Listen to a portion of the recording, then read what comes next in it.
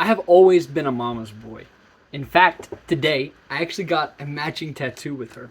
There's nothing like the love of a mother, that sweet, sincere care for her children. I've always been a mama boy, but I've looked up to my dad for inspiration above all. My dad, Tim Keeter, is an all around man of God. He serves in his local church as the worship leader faithfully almost every Sunday. He's also a lay elder in that same church. His ministry life doesn't stop there with the local church, as he's also a certified biblical counselor from the Association of Certified Biblical Counselor, or ACBC for short. Oh, and did I mention he's a rocket scientist? Well, an aerospace engineer, but basically the same thing. He's been serving faithfully at that same company for over 30 years. All the while, he had to deal with me and my two siblings. We never made things easy for him, but he took his God given role as a father very seriously.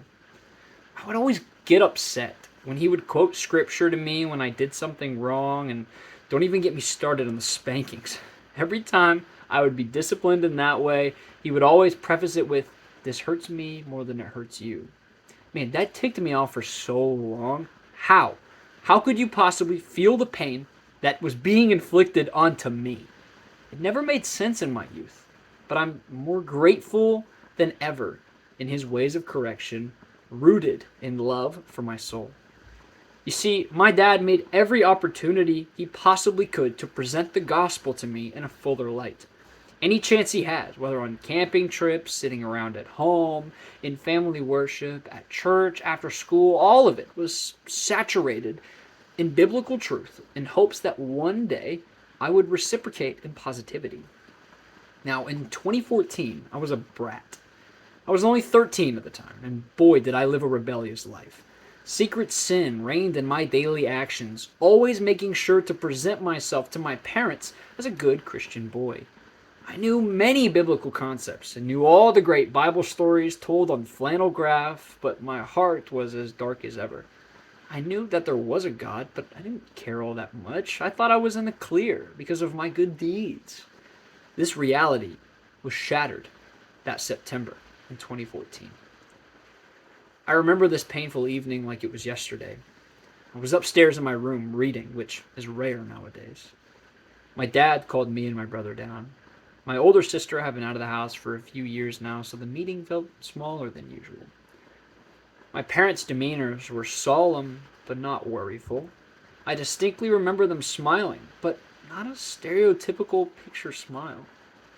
This one was content, a slight raise of both sides of the mouth, as if they were excited to join us along this journey. Their smiles felt eternal. My gaze shifted to their eyes. It was there that I understood the mood of this incoming talk. They were red, bloodshot from intense rubbing. Lastly, I focused on their mouths, trembling, as if they wanted so badly to yell, but physically couldn't. Finally, my dad said, "Boys, you know that the Lord is sovereign." "What does sovereign mean?" I immediately chimed in. "Oh, that's God being in control of everything." My dad nodded and replied, "Yes. And you know that God causes all things to work together for good." My brother and I nodded slowly. This was not meeting to discuss biblical truths, as my dad gives us pop quizzes all the time. Why would he call us downstairs just to discuss this one godly attribute? Now, the next part of the meeting was a blur to me, literally. My eyes swelled up in tears, and my hearing went deaf. The only words that I remember were cancer and serious.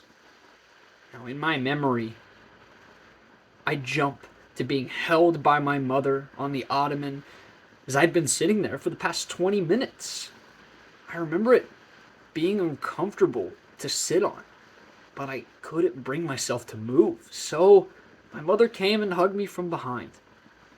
This was a hard time for my family, and it would spiral into a sea of doubt and hurt. Through it all, however, my father and mother remained steadfast, always putting the Lord continually before my eyes. And not to mention, They got a puppy for us to distract us from this constant worry. Now, fast forward to today, and my dad is still kicking. It's been an astonishing 9 years since that conversation, and a solid 7 of those 9 of my father living cancer free. I will always be a mama's boy, but I know that through my dad's faith, I found my own.